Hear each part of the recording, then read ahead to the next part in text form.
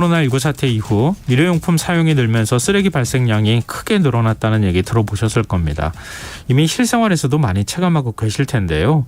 청취자 여러분은 늘어난 쓰레기를 어떻게 처리하고 있는지 생각해 보신 적 있으십니까?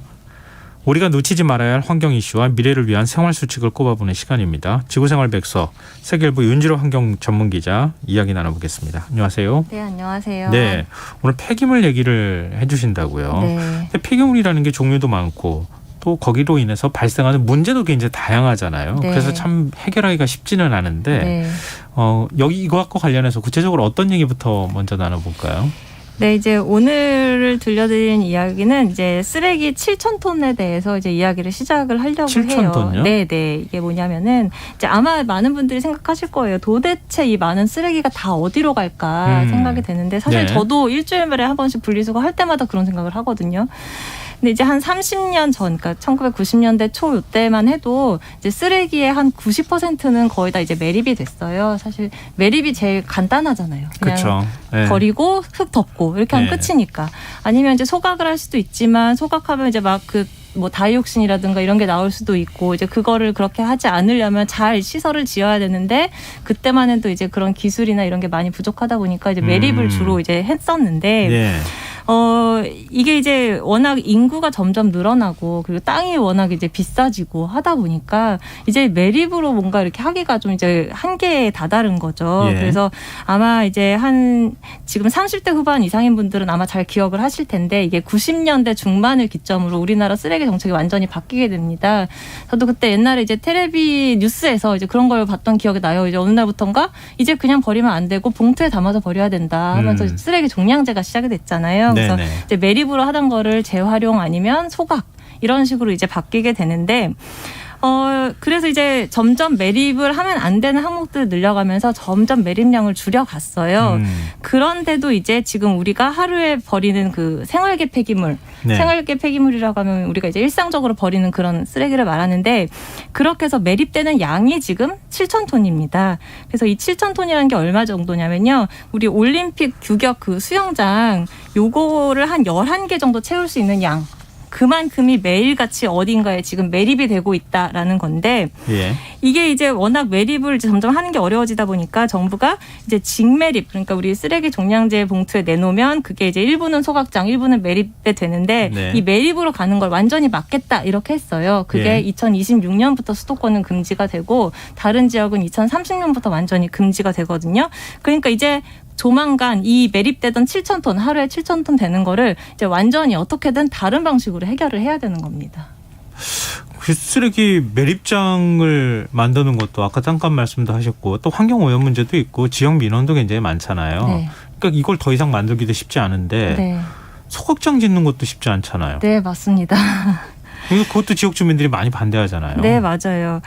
그래서 사실은 왜 어차피 둘 다 어려울 텐데 굳이 매립을 완전히 막기까지 해야 되냐 뭐 이렇게 생각이 들 수가 있는데 네. 사실 이제 전 세계적으로 보면 이렇게 선진국이라고 하는 나라들은 매립의 비중이 아주 낮거나 아니면 이미 직매립을 아예 금지하는 나라들이 꽤 있어요. 왜냐하면은 이제 매립을 하게 되면 이제 온실가스보다 더 이제 강력한 메탄이라는 게 이제 많이 발생이 되거든요. 그런 문제도 있고 네네. 이제 우리가 점점 자원 순환을 많이 해야 된다 이런 이야기를 하는데 이제 매립이라는 그 컨셉 자체가 땅에 묻어서 이 얘가 완전 이제 우리 이승과는 완전히 헤어지는 작별을 하는 거잖아요. 그렇다 보니까 자연분해를 시키는 거잖아요. 굉장히 오랜 시간 동안. 네, 그러면서 이제 온실가스를 많이 발생을 하고 이러다 보니까 우리가 자꾸 순환하는 이런 모델을 자꾸 만들어가야 되는데 매립이라는 통로가 자꾸 뚫려 있으니까 이게 좀 맞지 않다라고 해서 전 세계적으로 이제 그 매립을 줄여가는 추세입니다.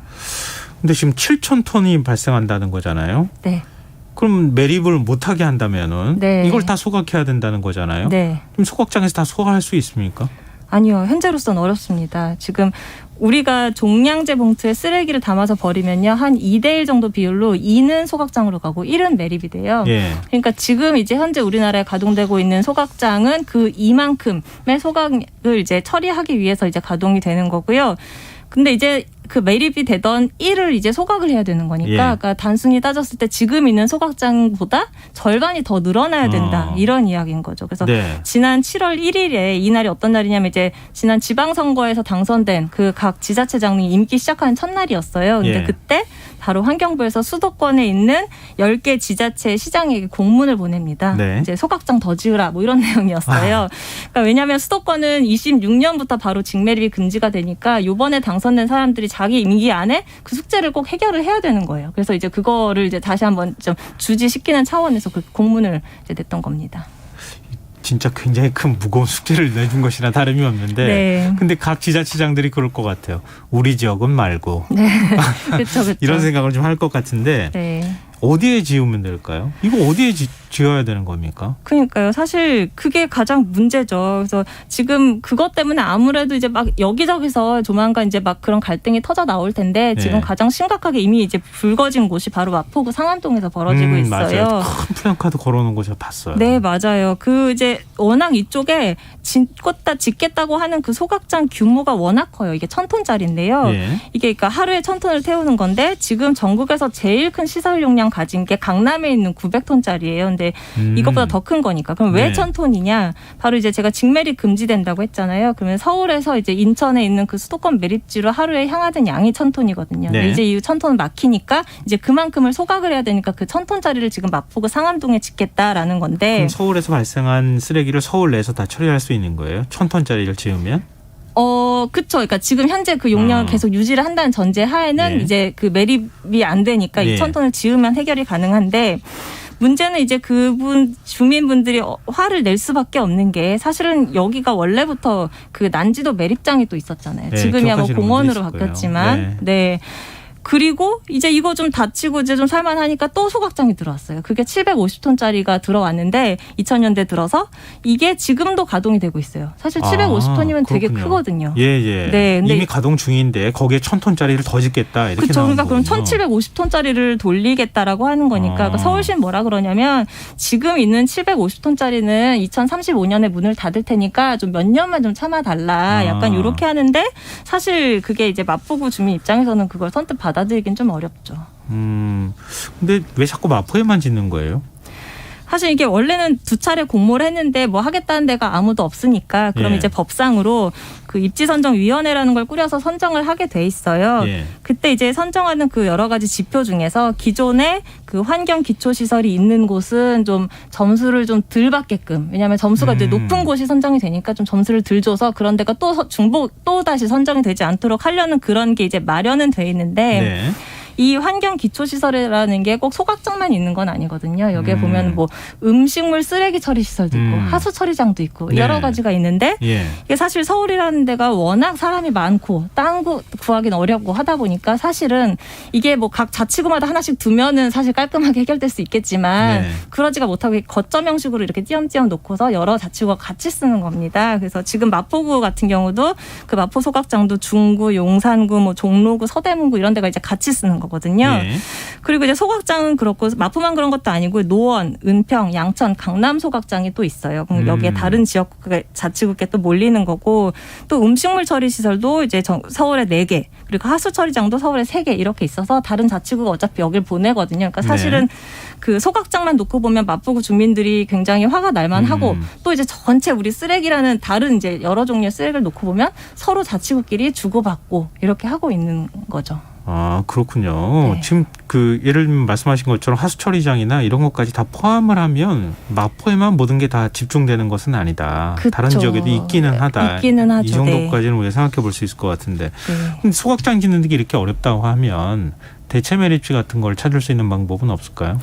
대체 매립지가 그러니까 매립지가 이제 소각 양이 늘어나면 그만큼 매립지보다는 아무래도 좀 줄어들 수는 있는데 네. 이제 그렇다고 이제 문제가 끝난 게 아니라 어쨌든 간에 다른 지역은 2030년까지는 어쨌든 지금처럼 계속 관행대로 이제 매립을 하게 되거든요. 그래서 사실은 이제 매립지가 많이 필요한 부분도 있어요. 근데 네. 그 이제 2025년에 이미 지금 쓰고 있는 매립장이 사용이 이제 끝나는 이제 턱에 차서 끝나는 이런 곳이 이미 그 수도권 매립지 빼고도 17군데가 있어요. 많네요. 네, 많아요. 네. 그래서 사실은 원래는 2030년까지 쓰려고 설계를 했는데 이미 포화가 된 것도 있고요. 그러면은 이제 새 부지를 당장 찾아야 되는데 이게 쉽지가 않잖아요. 그래서 어떻게 하느냐? 기존에 있던 매립지를 다시 파서 씁니다. 매립지를 또 파요? 네, 그 매립지가 이제 종량제 봉투가 그 안에 묻혀 있을 거 아니에요. 예. 그럼 얘를 꺼내서 이걸 봉투를 뜯어요. 예. 뜯으면 그 안에 뭐 재활용할 것도 사실 섞여 있을 거고, 그럼 걔는 재활용하고 이제 나머지 태울 것들은 태워요. 그러면 이제 아무래도 부피가 줄지 예, 않겠습니까? 그렇게 해서 이제 공간을 좀 확보를 해서 다시 쓰는 이걸 이제 뭐 순환형 매립지다라고 오. 이름을 붙여서 이미 전국에 한 10몇 군데가 있고 지금 네. 포항에서도 그렇게 해서 여기는 20년에 이미 꽉 찼는데 이런 식으로 이제 파내가지고 34년까지 쓰겠다 이렇게 하는 것도 있습니다. 그렇군요. 아, 그런 얘기는 좀 처음 들어봤어요. 네.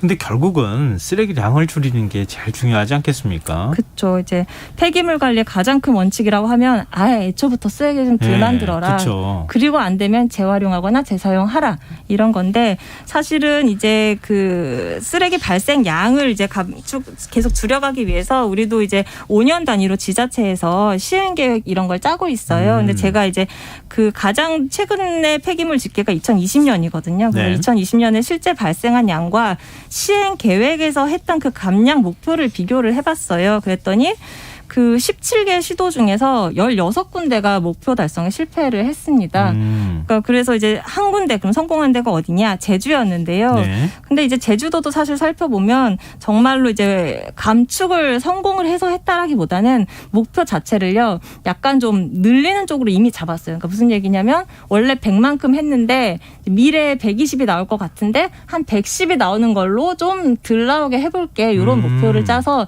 그런 거를 이제 늘어나는 목표에서 그 목표를 달성했다라는 거고 네네. 나머지 사실 실패한 16개 시도 중에서도 그렇게 늘리는 목표를 잡았는데 이제 실패한 그것마저도 못 지킨 이제 지자체가 많은 거죠. 그렇군요.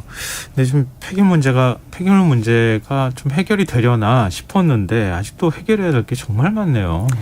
네, 사실은 좀 이렇게 적극적으로 폐기물 감량 정책을 좀 폈으면 좋겠어요. 근데 예. 이게 아무래도 그 특히나 포장재나 이런 거는 기업들의 뭐 홍보, 마케팅 또 이런 거랑 관련이 있다 보니까 맞아요. 이게 막 정부가 세게 드라이브를 잘 걸지 못하는 것 같더라고요. 근데 예를 들면 그 얼마 전부터인가 이제 우유팩에 예전엔 그냥 입구 벌려서 마시는 거였는데 예, 예. 요새는 막 이렇게 뭔가 뚜껑 돌려서 맞아요, 하는 그런 맞아요. 게 생겼잖아요. 근데 여기 밑에 보면 종이팩에 그냥 버리면 됩니다 이렇게 돼 있는데 제가 우유회사에 물어보니까 사실 잘 안 된다고 하더라고요. 근데 이제 그 회사에서는 이게 소비자들이 이런 걸 원한다, 신선한 걸 원해서 한다라고 하는데 이게 정말 소비자들이 신선한 걸 원하는 건지 아니면 기업들이 상품 차별화를 그렇게 해놓고서 사실 원했지라고 수요를 부추기는 측면이 있는 건 아닌지 좀 그런 것부터 좀 따져서 좀 폐기물을 잘 줄여갔으면 하는 바람입니다.